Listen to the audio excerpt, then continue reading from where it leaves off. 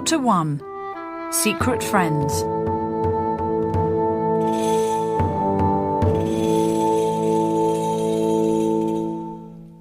When he went home to Athens, the great prince Theseus took me with him at first, but he later left me on the island of Naxos.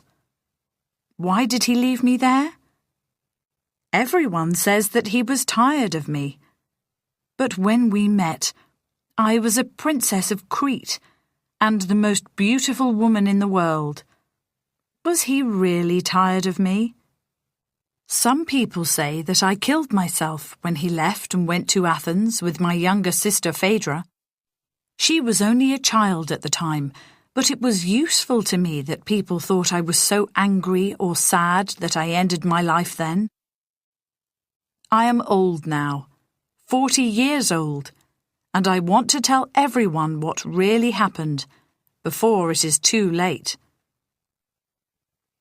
My story begins long before Theseus came to Crete. When I was a child, I lived in the palace of Naxos with my father, King Minos. He was not only the king of Crete, he was also the strongest king in the world. The other kings were afraid of him.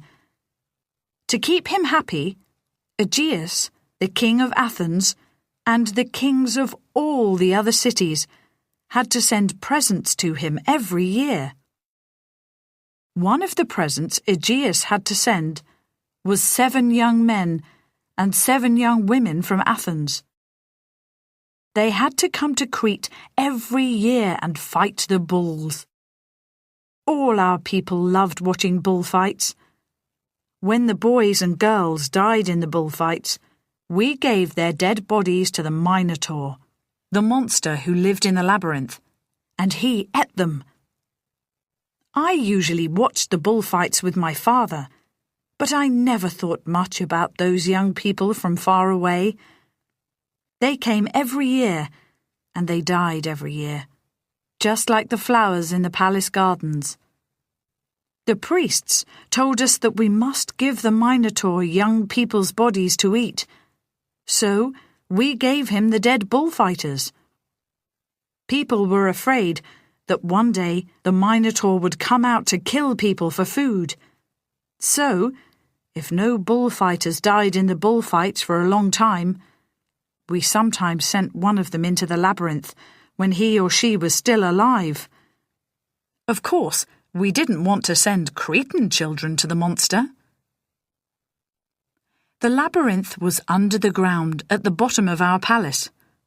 Sometimes we could hear the Minotaur inside it. He roared like an angry bull under our feet. It was a terrible noise. Sometimes little boys ran inside the great door of the labyrinth to show their friends how brave they were. Those who went in far enough never came out again because they always lost their way inside. One of my father's oldest friends, Daedalus, once told me that the Minotaur had the head of a bull but the body of a man. "How do you know?" I asked him. "Because I was there when the monster was born, and I built the labyrinth to be his prison and his home," answered Daedalus. "Your father and I put the Minotaur there many years ago." "But why?" I asked. "Why not kill him if he's so dangerous?" "This is a question that you must ask your mother," answered Daedalus. "But don't worry, princess. The Minotaur can never escape from the labyrinth. Only I know the way in and out, and your father, of course. It is good that most people are afraid of the Minotaur, but you must never be. The daughter of Minos should never be afraid." I never asked my mother about the monster. Somehow I knew that she would not like the question. Daedalus was a kind old man and a very good teacher. He started to teach Phaedra and me when we were very young.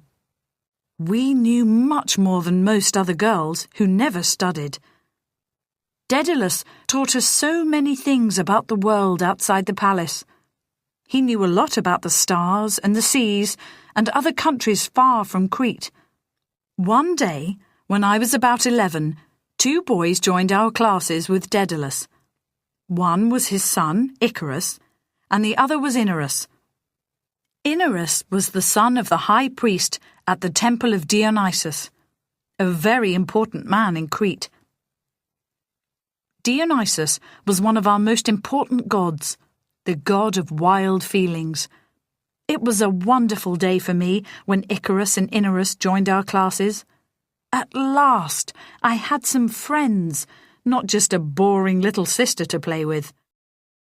I liked both the boys, but Icarus was always special. He was clever and funny. For 4 years, Icarus and Phaedra played together, while I was always with Icarus. Daedalus didn't worry because he saw that all his students were happy and we were still very young. But one day, Minos was passing the palace gardens when he saw me with Icarus. We were lying and talking together under the trees at the time. Out of the corner of my eye, I saw my father standing there. He watched us silently for a few moments, then he called my name. "Ariadne," he said, "come here at once." I left Icarus under the trees and went to my father. "Ariadne," he said once I stood in front of him, "you are now 15 years old. When I die, you and your sister must look after Crete. You will need the help of strong husbands who are also princes. A prince can understand how to rule a kingdom, and his people will be your friends also." He looked at Icarus under the trees. "Do you understand me?" he said. "Yes, father," I answered. But of course, I didn't really understand. Not until the next morning, when Icarus and Icarus didn't come to class. They never came again. Daedalus told me that Icarus was working with his father in the temple. I didn't see him for weeks.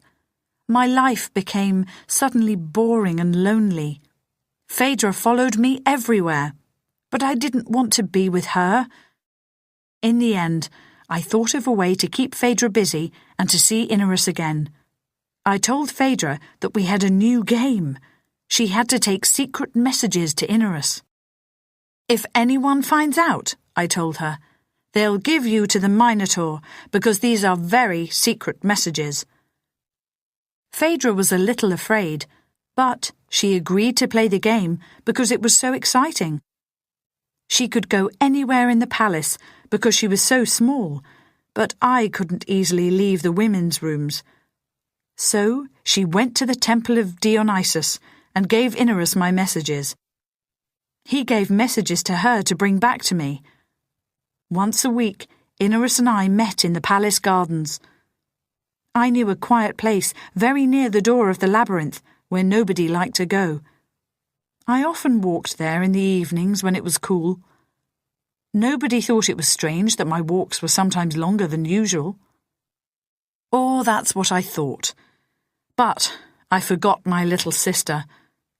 One day she followed me and watched Icarus and me together. She said nothing to me about it at the time, but she couldn't keep quiet for long. With a stick, she made her secret into a picture on the ground one morning. "Who's that?" asked a friendly servant. "It's Ariadne and her secret friend, Icarus, in the garden near the door of the Labyrinth," Phaedra said, smiling. The servant went to speak to my father. The next morning, my father called me to his rooms.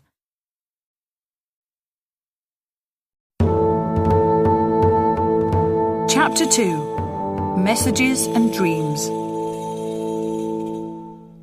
When I arrived, my father was looking out of the window. Without looking at me, he spoke. "Ariadne," he said, "I am not only your father, but also the king. Do you know what that means?"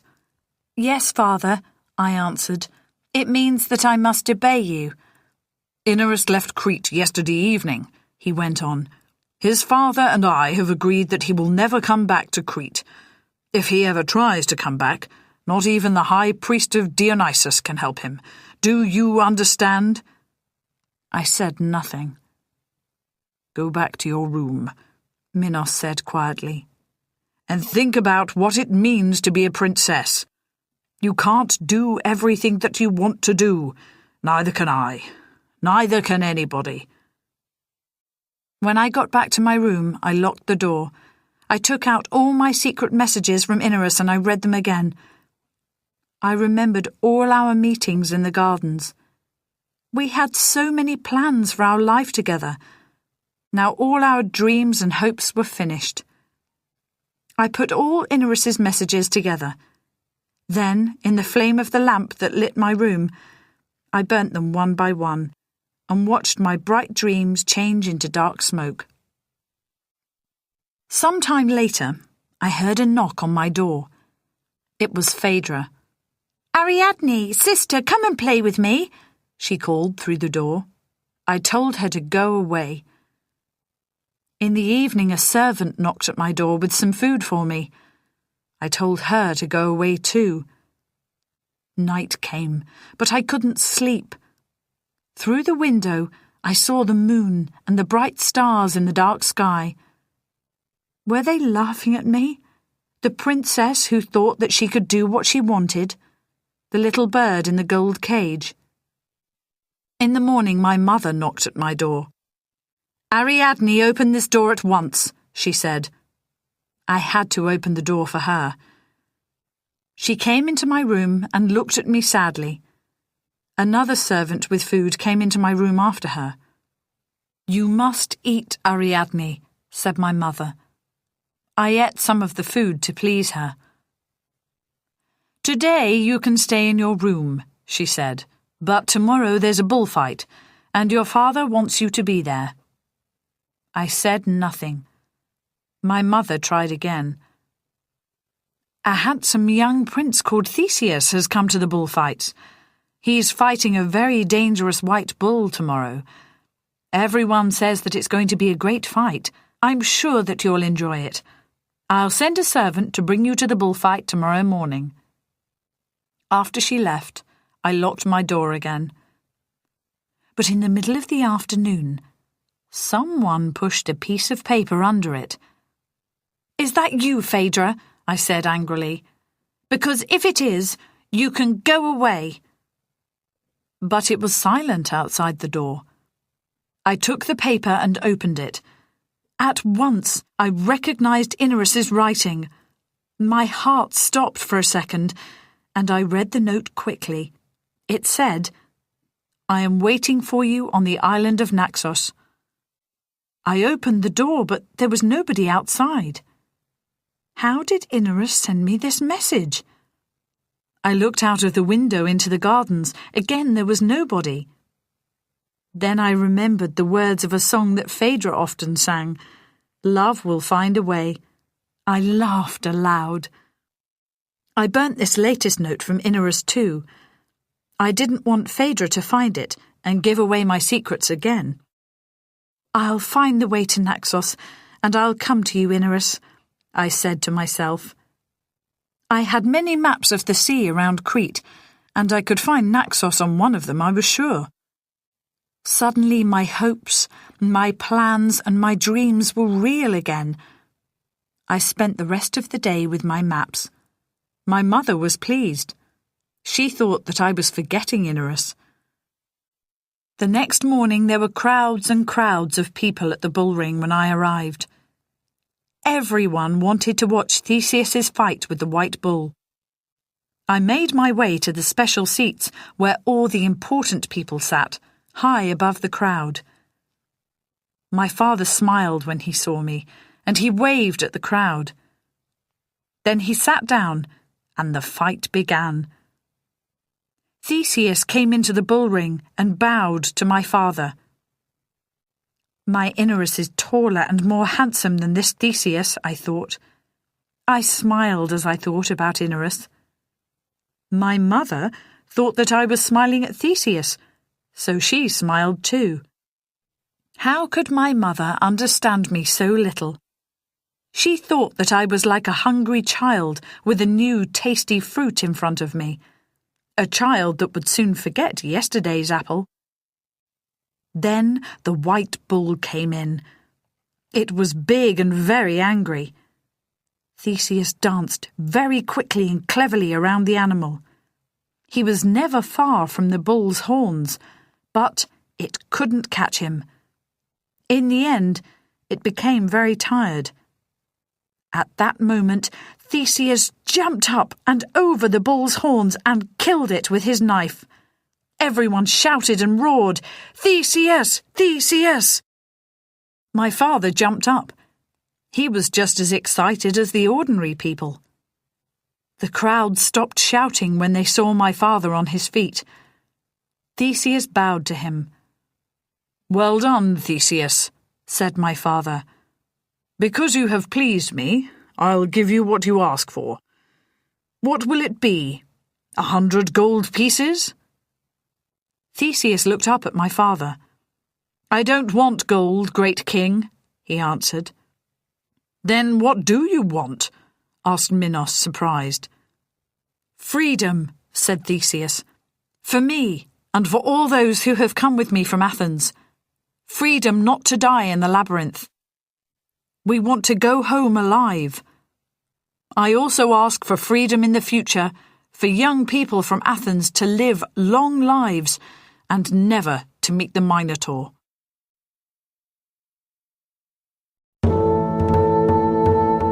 Chapter 3. Escape Plans. My father was very angry with Theseus. None of the bullfighters ever asked for freedom. They all knew that they had to die in the labyrinth. The Minotaur had to eat, and my father could not break his promise to the gods. "Because you have asked this thing," Minos said to Theseus, "you have made our gods angry. You must go to the Minotaur at once. You have until midday to say goodbye to your friends, and then my servants will take you to the labyrinth." The crowds were silent. Theseus walked past the dead bull with his head high. He was going back to the cage under the bull ring where they kept all the bullfighters before they went to fight the bulls. Like everyone there, I was sorry that he had to die. Then suddenly, I thought of something. Theseus needed to leave Crete, and so did I. Perhaps we could help each other. He must know how to sail to Naxos. In my lessons, Daedalus often told me that the people of Athens, the Athenians, were very good sailors. How could I save him from the monster? Then I saw Daedalus. He was talking to my father. Of course! That was it! Daedalus knew how to get out of the labyrinth. On the way to the palace, I spoke to him. My father was watching us. "There's a new flower that I want you to look at," I said loudly. "I don't know its name. Can you come to the palace gardens and help me?" Daedalus looked into my eyes. He knew that I wasn't really interested in the names of flowers. He winked at me. "I'll be happy to come with you, Princess," he said. My father moved away to say something to my mother. In the gardens, Daedalus and I walked far away from all the servants. "What is it, Ariadne?" he asked quietly. "I know how sad you are about Icarus, but don't be angry with Phaedra. She tried to keep your secret, but she's too young." I was surprised. "Did you know about our meetings?" I asked. "Of course I did," said Daedalus. "But Icarus is a good boy, and I saw how you felt about each other. I think that Minos is wrong to say that you must marry a prince. But who am I to argue with a king? In time, Icarus will forget you, and you'll forget him." "We'll never forget," I answered hotly. "Icarus is waiting for me to join him on Naxos." Now Daedalus was surprised. "How do you know this?" he asked. I told him about the message. "Ah, that's why Icarus sent a letter to Icarus. It had a secret note inside it that he wanted my son to take to you." "Right. So Icarus was the messenger. That explains it." I told Daedalus about my plan to escape with Theseus. Daedalus was quiet for a few minutes. Then he spoke. "It's a good plan," he said. "Theseus is a brave prince, and his life is important to the gods. I've seen this in the stars. I think that the gods want us to help him. He'll be in the Labyrinth soon, and, without someone to help him, the Minotaur will find him quickly. We must get him out soon. There's a secret passage into the Labyrinth. If I tell you where it is, you can go and help Theseus. It's dangerous, but you must find him before the Minotaur does." "Don't worry about me," I answered. "As you yourself said, the daughter of Minos should never be afraid." Daedalus smiled again. "Good girl," he said. "Now, Theseus will need a good sword to use against the Minotaur. I'll get one now. But how will you both find your way back out of the Labyrinth? I'm too old to run in there with you, and there isn't time to explain the plan of the Labyrinth. You'll need to get back to the secret door at the end of the passage." I thought quickly. "I know," I said. "I'll take some strong thread from our rooms. I'll tie one end of the thread to the door of the Labyrinth as I go in, and I'll give the other end to Theseus when I find him. Then we'll only have to follow the thread to find our way back to the secret door. But will it work?" "I think so," answered Daedalus. "And we have no time now to make another plan. Go to your room, Ariadne, and put on some warm clothes. It's cold in the Labyrinth, where the sun never shines. Find some strong thread and meet me at the garden door as soon as you can. I'll try to send a message to Theseus, and then I'll come back with the sword. I'll also tell my friends to find a boat for you and Theseus to use later at the harbour. You'll need some food and something to drink too, but remember, you mustn't run now. Walk in your usual way and don't look excited. There are servants everywhere who are always watching you. We must be very careful." This time I winked at him. I walked slowly away from Daedalus to my rooms. He bowed to me and left by the garden door. It was difficult to do everything slowly and quietly, but I don't think that anybody saw anything unusual. A short time later we met again. I had a big ball of gold thread in the pocket of my cloak. "Hide this under your cloak," said Daedalus. I took the sword from him and did as he said. "You must use the family door into your father's rooms," Daedalus went on. "The passage that goes to the secret door into the Labyrinth begins next to the king's bed. If you lift the carpet, you'll see a big stone door in the floor next to the bed. The stone isn't as heavy as it looks. Use the metal ring in the middle of it and lift it up. You'll see some stairs going down. Take this lamp with you and go down the stairs." Daedalus gave me a small lamp. "At the bottom of the stairs, take the key that you see on the wall in front of you. You can turn left or right. To enter the labyrinth, you must turn right and walk down a narrow passage. You'll find a small door in front of you. This is the secret door to the labyrinth. The key will open it. If you turn left at the bottom of the stairs, you'll find another passage which leads outside the palace walls. That's how Minos leaves the palace secretly when he needs to. It's also how you and Theseus can leave later tonight." "Does Theseus know that I'm coming to help him?" "No. There was no way to send him a message safely. The servants were on their way to take him to the labyrinth when I left you. It was too late. You must explain everything when you find him. Go now, Ariadne. Theseus is in great danger. It will not take the monster long to find him." Just then, I remembered something important. "Daedalus," I said, "before I go, I'll quickly write a message for my father and leave it in his room. I'll tell him that I found the secret passage myself when I was playing in his rooms as a child. You could die if my father thinks that you've helped me." "Thank you, Ariadne," said Daedalus. "But don't worry about me. I'm not afraid of your father. Go now, and be brave. I know that the gods are with you and Theseus. When you arrive at the harbour, look for a boat with a black sail. It will be ready for your journey. The black sail will be hard for your father's boats to follow in the dark. Go with the gods." My good old friend turned and walked away from me. Not long after that, I was in my father's bedroom. Daedalus was right. I lifted up the stone door in the floor next to the bed quite easily. I quickly wrote the message to my father and left it on his desk. Then I went down the stairs into the dark. I found the key at the bottom of the stairs and I turned right.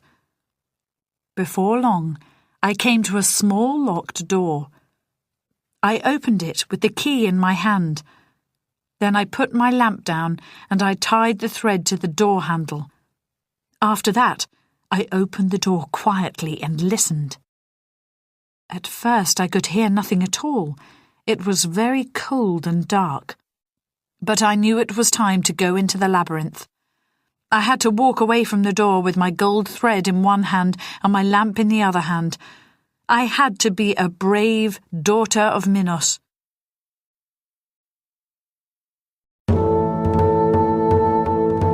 Chapter 4. Into the Labyrinth. I was afraid that my little lamp would suddenly go out and that I would lose myself in the dark. But I knew that I was not alone. Theseus was there somewhere in the labyrinth with me.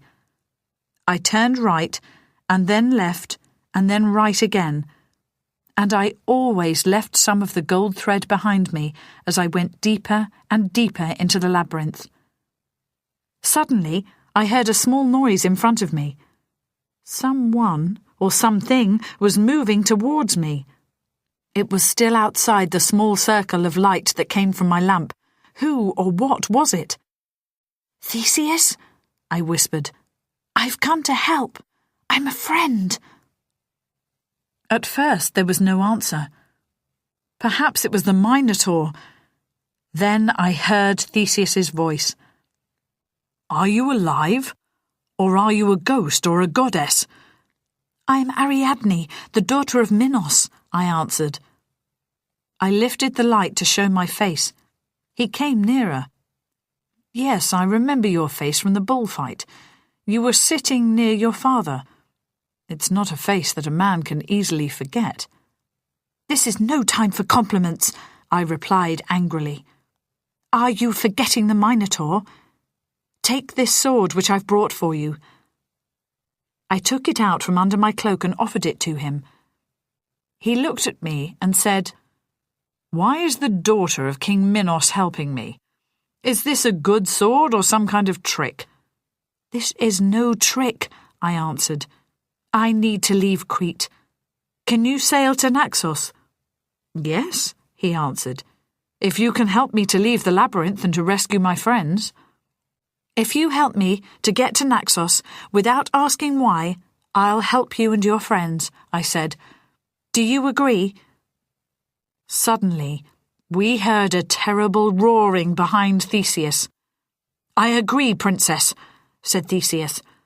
He took the sword from my hand and turned to face the noise. "Take this too," I said. I put the ball of gold thread into his hand. "When you've killed the monster, follow the thread back to me and then we'll leave the labyrinth together." The roaring was getting louder all the time. I left Theseus and ran back along the way that was shown by the gold thread to the secret door. The fight between Theseus and the Minotaur went on for a long time. It was like an earthquake. In the end, the roaring stopped, and Theseus came to me along the way shown by the gold thread. He was very tired. All he said was, Shall we go now, Princess? I took his hand. We went out through the small door and walked back up the passage to the bottom of the stairs. And then we saw her. Phaedra was sitting on the bottom stair. "Where are you going, Ariadne?" she asked, and she smiled a big smile at Theseus. "Can I come too?" "Phaedra, how did you get here?" I said. "Well, you went to your room to put on your cloak. You don't usually wear that heavy cloak in summertime. I thought it was strange, and so I followed you. But tell me, sister, why was the Minotaur roaring so loudly?" I tried to talk to her in a friendly way. "Phaedra," I said, "Theseus and I are leaving Crete." Phaedra looked at Theseus. "I can understand why Theseus is leaving, but why do you have to go with him? Do you love him?" "Of course not. You don't understand anything," I shouted. Suddenly she started to cry. "If you try to go now without me, I'll scream, and somebody will come and they'll stop you." She started to climb up the stairs. Theseus caught her feet and took her in his arms. "Can't she come with us?" he asked me. "But she's so young," I started. "So were you once, Princess," said Theseus. I didn't like the way that he called me Princess. Phaedra just lay in his arms and smiled up at him. Suddenly, I heard footsteps above us in my father's room. "Quick!" I whispered. "Bring Phaedra. This passage leads outside the palace walls." "This is so exciting," whispered Phaedra. "Shh, little princess," said Theseus quietly. Phaedra looked at him with eyes as big as dinner plates. In a very short time, we reached the bottom of some more stairs. I went up first, and Theseus followed, with Phaedra in his arms. When we came out into the warm night, I looked around. "This way to the bullring," I said. And so we ran to the cage under the bullring. There the guards were sitting asleep around the table in their guardroom. There was an empty bottle of drink and some half-empty drinking cups on the table. I didn't want my footsteps to wake them, so I took my shoes off and walked barefoot to take a big key from the hand of one of the guards. Suddenly, the man cried out, "Stop, thief!" For one terrible moment, I thought that our escape was over. But then he went on to laugh in his sleep and said, "So, you've taken my drink, have you?" He took his drinking cup in his hand and went into a deep sleep once more.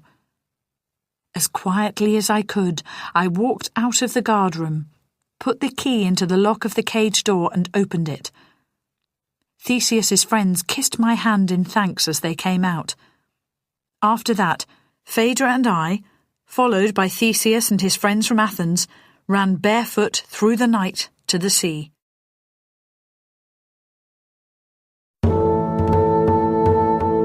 Chapter 5.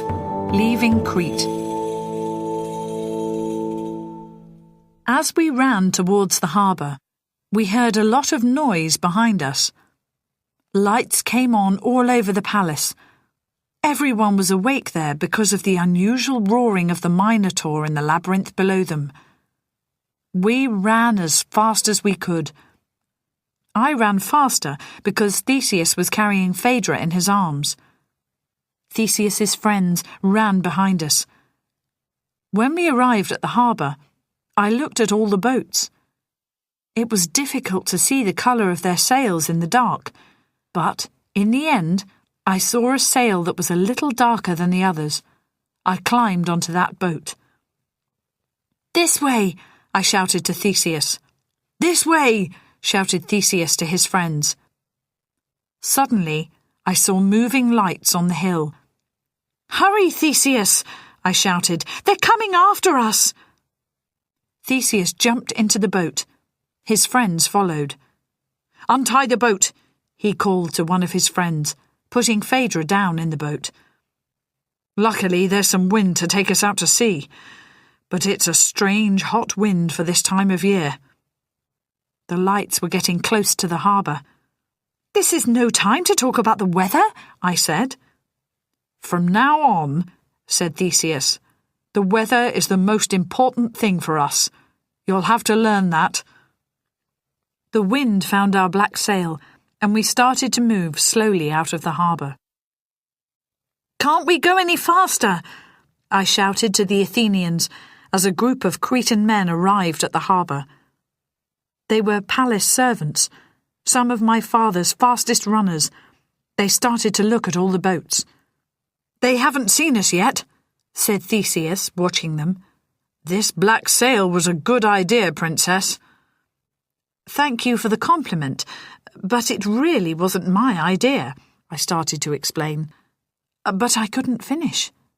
Suddenly, all the cats and dogs in the streets near the harbour started to howl.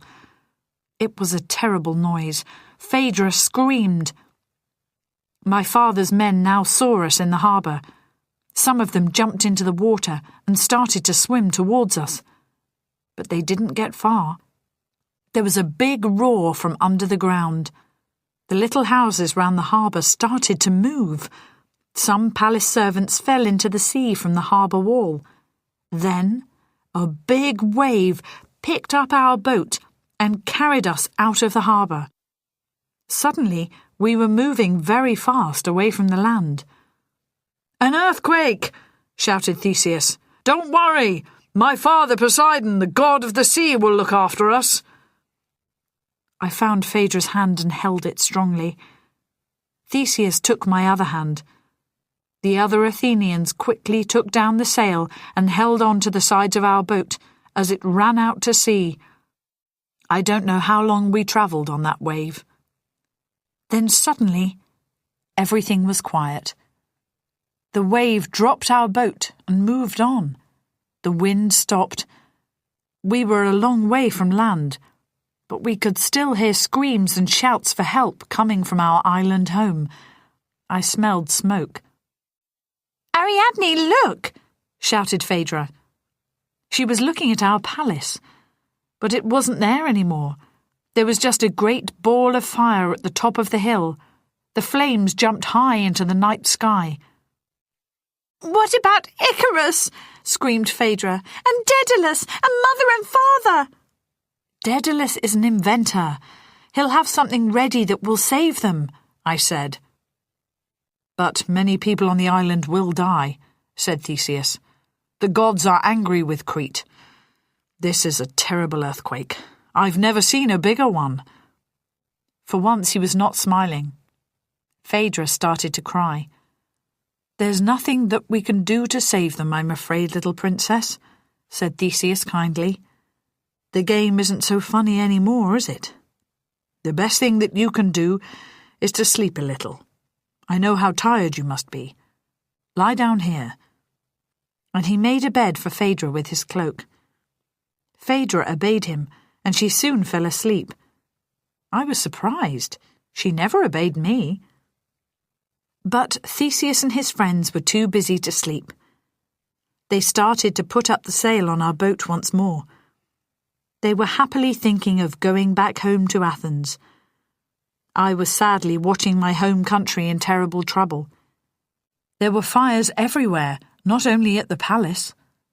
I could see big waves around the island too. They were washing away poor people's houses near the sea. We were far away now, but I could still hear the screams that were brought to me by the wind. What have we done to make the gods so angry? I cried. Is this because Theseus has killed the Minotaur, or because my father did not give Theseus what he asked for? Theseus said nothing, but he came over and stood by my side. When the sun came up, a soft, cool wind started. Our boat moved on away from Crete until we could no longer see land. Phaedra woke up. I'm hungry, she said. That's funny, said Theseus. So am I. Luckily, my men have found some bread, chicken and fruit here in the boat, and some bottles of water. Your clever sister has thought of everything. I was too tired to explain about Daedalus. Theseus looked into my face. "You need to sleep, Ariadne," he said. "Lie down under my cloak, and I'll look after Phaedra." I was too tired to argue. I lay down in the bottom of the boat and fell asleep.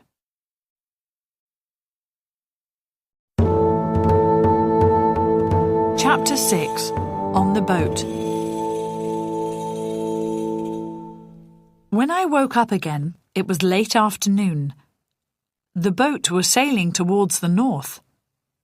Theseus's friends were looking after it, and Theseus and Phaedra were sitting at the back. They were talking together quietly. Phaedra laughed at something Theseus said, and then she saw me. "You've been asleep a long time," she said. "Your sister was very tired," said Theseus. "Would you like something to eat, Ariadne?"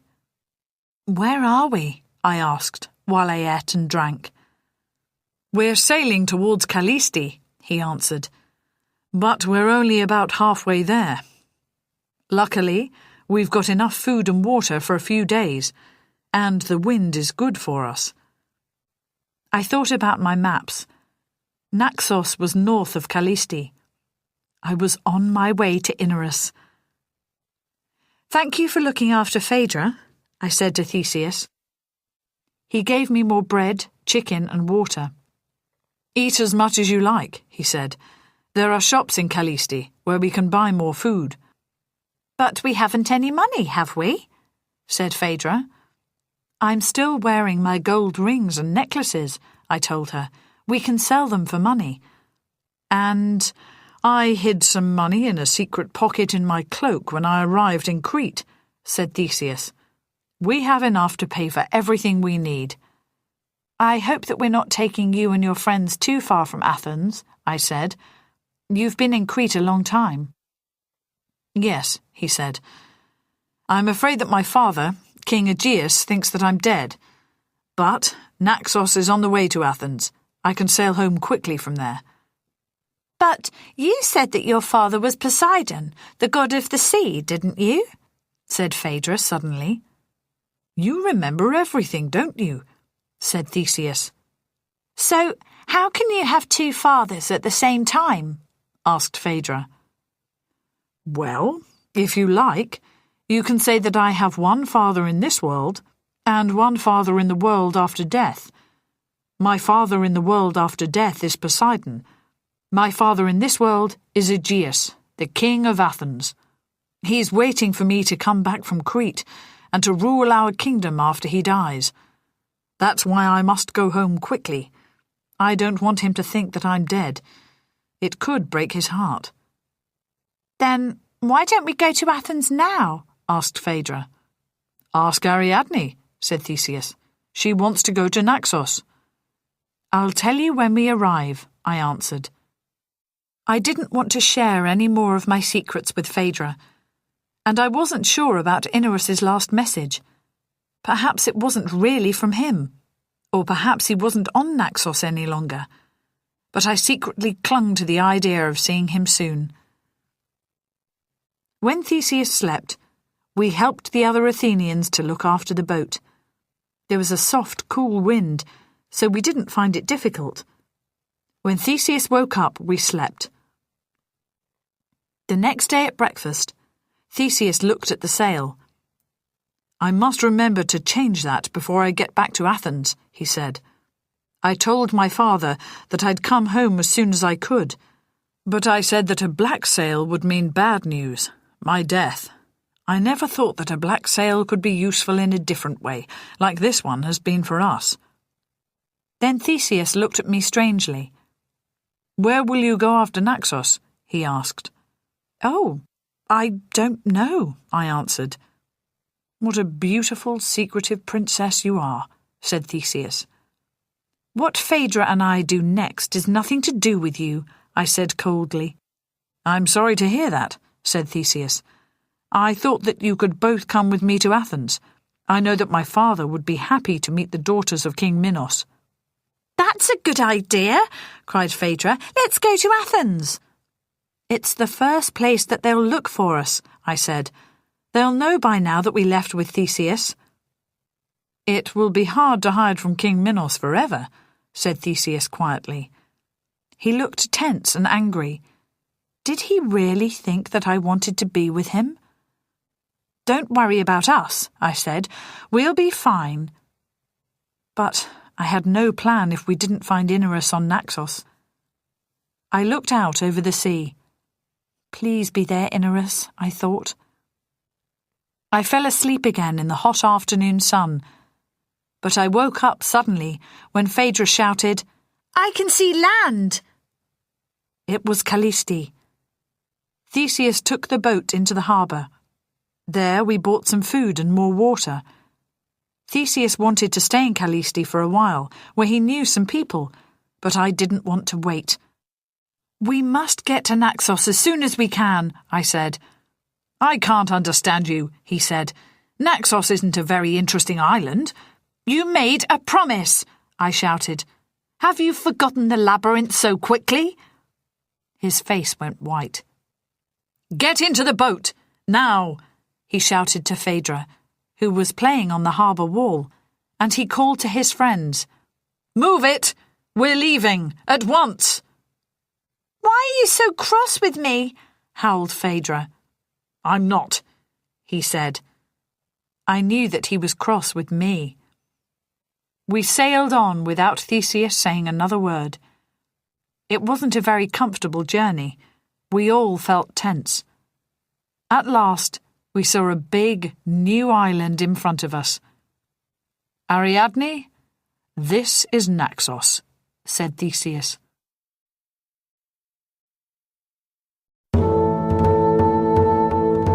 Chapter 7. Arriving on Naxos. The harbour on Naxos was busy when we arrived. Theseus said to us, "I'm going with my friends to buy a new white sail for the boat. Why don't you two look around the town? I'll meet you back here at midday. Then perhaps you can explain your mystery, Ariadne. I'm not going to leave you here until I know that you're safe." I agreed. I wanted to get away quickly. I walked through the busy streets with Phaedra behind me. "Wait for me!" she shouted. "Where are we going?" "We must find the temple of Dionysus," I said. I knew that this was the best place to look for Inerus. His father had many friends who were priests of Dionysus on other islands. "Why?"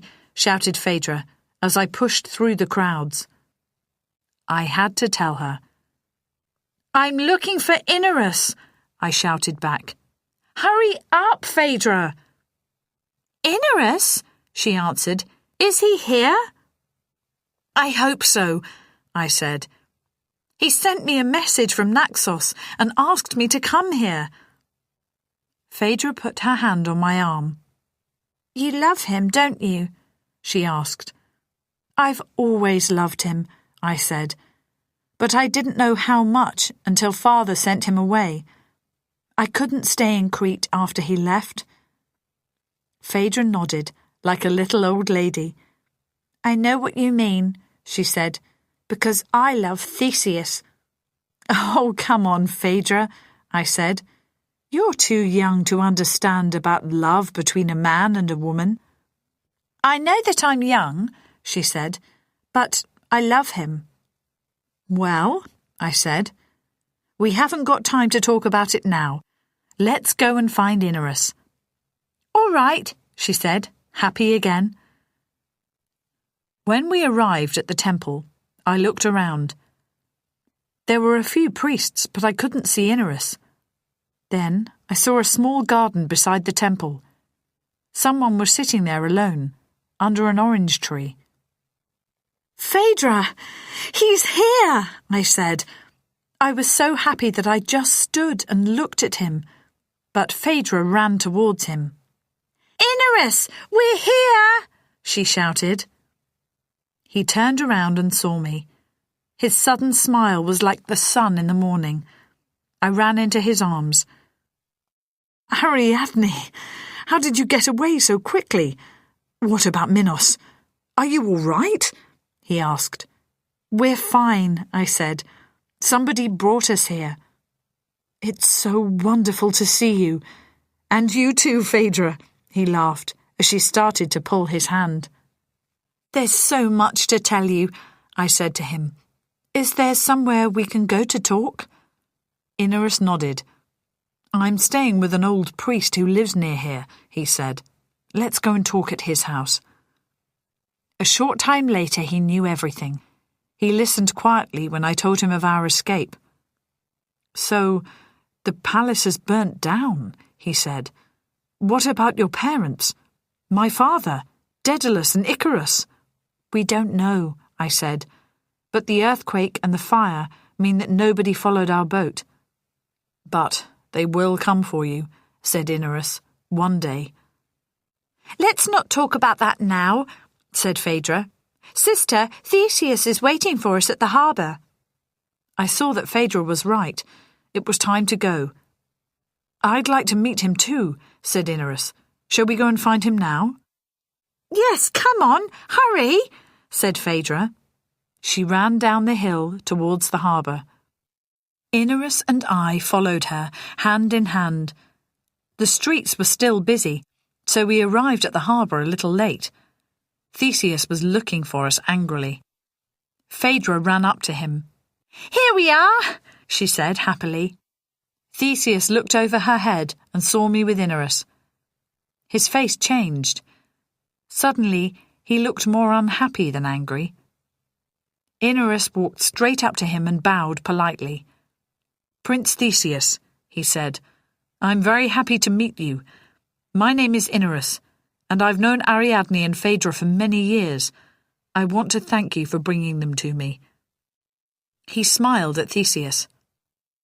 Ariadne means the world to me, and she always has done. I'll look after her and Phaedra from now on. So, this is your mystery, Princess, said Theseus. You're certainly a secretive young woman. You must be hungry and tired after your journey, said Inarus. Would you and your Athenian friends like to eat with us at the temple before you leave? Ariadne has told me that you need to sail to Athens before long. Very well, said Theseus. I could see that it was difficult for him to say no to Inarus. I'll tell the priests that we have a most important visitor, said Inarus. You'll soon be famous in Naxos, Theseus, for killing the terrible Minotaur. Phaedra's eyes opened wide. Are you going to be famous? She asked Theseus. In Athens, I'm famous already, he answered. Can I come to Athens with you? Asked Phaedra. Phaedra, I said, just be quiet for once. It's all right, said Theseus. Princess Phaedra will be welcome in Athens one day. So together with Theseus and the other Athenians, we left the harbour and went to eat with the priests. They gave us all a wonderful meal, and then somewhere to sleep. Inarus didn't tell the priests that Phaedra and I were princesses from Crete. He just said that we were friends. But the priests knew who Theseus was, and they were a little afraid of him as the son of King Aegeus. I understood that he was a very important prince in that part of the world. Theseus said that he wanted to leave early the next morning, so we agreed to say goodbye at the harbour as soon as the sun came up. When we got up, Phaedra was unusually quiet. What is it? I asked her as we dressed in our room. I want to go to Athens with Theseus, she said. You don't want me to stay here with you and Inarus, do you? Well, of course I thought that you would want to stay with us. Well, I don't, said my strange little sister. I want to go with Theseus, and then I want to go home again to see Mother and Father. You don't want to see them, do you? Phaedra, I said, I love Inarus, but Father will never allow me to marry him because he's not a prince. What can I do? You can stay here with him, said Phaedra. I won't tell anyone. It's a big secret, I said to her. Can you keep it? If you allow me to go with Theseus, I'll keep it, she said. I could see that she meant it. She was also right. I could never see my parents again. I had to disappear. "We must talk to Theseus and Inerus about this," I said. "We must all agree. There are 4 people in this secret, and perhaps Theseus won't agree." When we left our room, Inerus was waiting. "Theseus is already at the harbour," he said. "He left some time ago." On the way to the harbour, we told Inerus about Phaedra's idea. Inerus looked at me carefully. "Do you understand what this means, Ariadne? You won't be a princess anymore, and you'll never see Crete or your family again. I can't ask you to do this for me." I looked at the women in the street so early in the morning. Some were going to the harbour to say goodbye to their husbands who, it was clear, went fishing every day.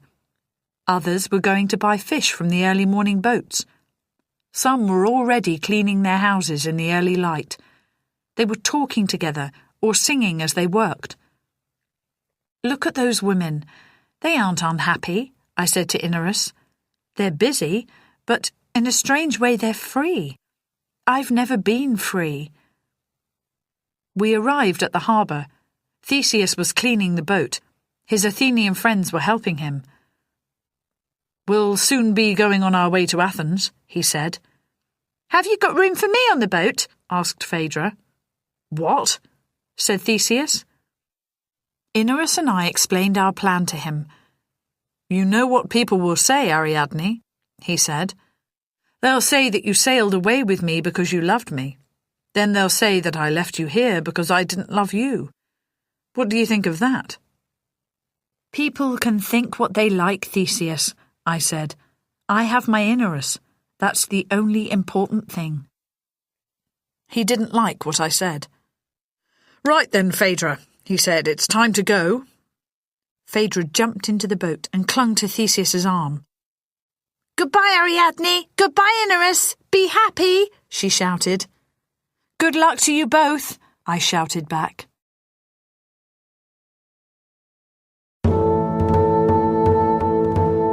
Chapter 8.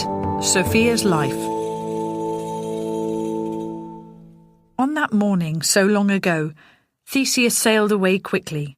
He never looked back, but Phaedra waved at us for as long as she could see us. Inerus and I stood and watched the boat. We could easily see the black sail against the blue sky. Suddenly I remembered. "The black sail!" I cried. "Theseus wanted to change it before he left." I told Inerus why. Soon after that, a man arrived at the harbour with a new white sail. "Where's the prince from Athens?"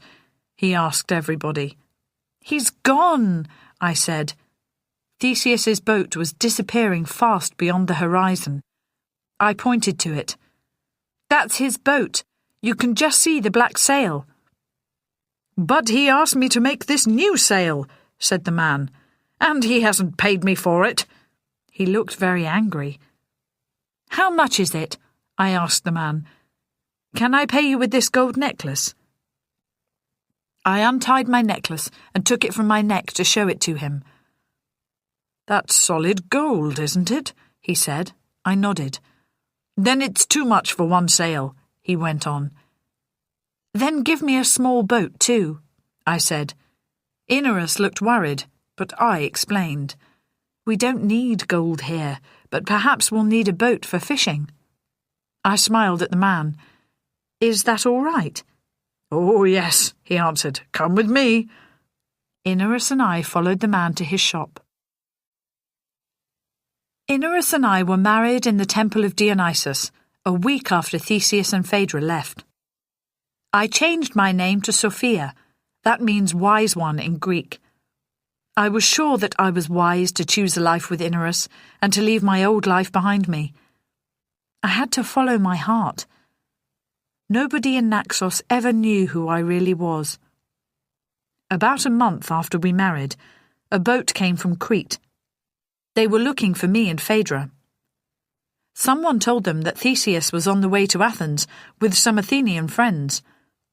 No one recognized me in my ordinary clothes. The Cretans left for Athens. I didn't know what Theseus and Phaedra would say to them there, but I knew that they wouldn't tell the truth about me and Inerus. After a year, people stopped asking questions about Princess Ariadne. She just disappeared, became a ghost. But Sophia was alive and safe, and soon she was pregnant. Her baby, when it came, was a beautiful boy. She called him Orestes. That means mountain. Orestes grew to be tall and handsome like his father. 2 years later, Sophia became pregnant again. This time she had a girl. She called her second child Artemisia. That means moon. Artemisia was a wild child who often ran barefoot into the fields to play with the animals. Some people on Naxos pointed their fingers at me and said that I was a bad mother because I allowed my daughter to be too free. But I wanted my children to be happy when they were young. I don't think that they ever had a teacher as good as Daedalus was to me, but Inerus and I taught them many things that you can't learn at school.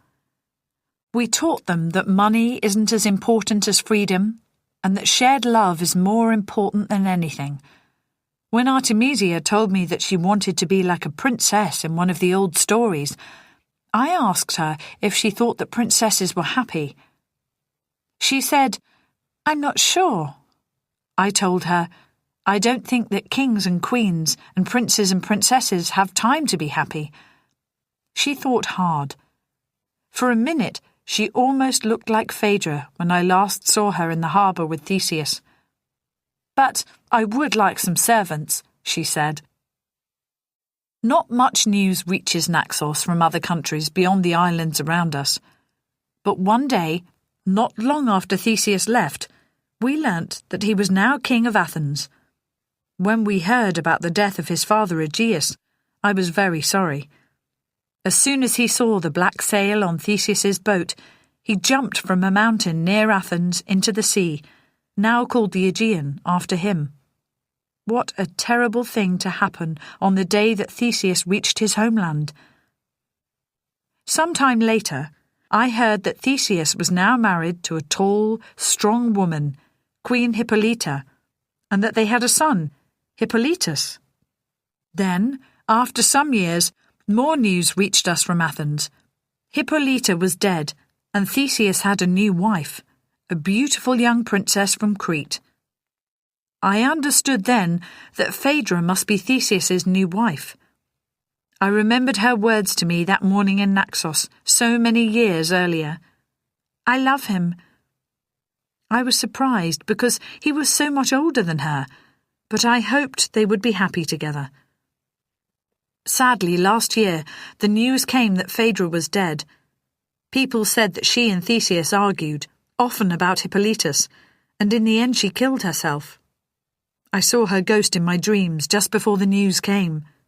My poor little sister. She deserved a better life. My life as Sophia, after 20 years on Naxos, is a happy one. And I'm happy for my children too. Their lives will certainly be much easier than Phaedra's. Orestes already loves a girl here in Naxos, and I think that they will marry soon. Lots of boys like Artemisia, but she hasn't fallen in love with any of them yet. When she's ready, she can decide who to marry, and Inerus and I won't stop her. I sometimes think about Theseus. Has his life been happy? He has clearly ruled his kingdom well. Athens is now famous. After the earthquake, Crete became weak, and Athens is now much stronger than my homeland. Perhaps Theseus learned some lessons from his time in Crete.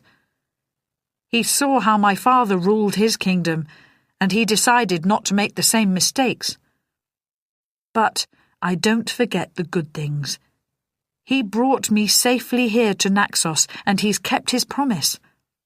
So I ask the goddesses, Hera, Athena, and Aphrodite, to look after him when I go to the temple. He deserves their help. Theseus and I will never meet again, but I haven't forgotten him, and I feel sure that he hasn't forgotten me.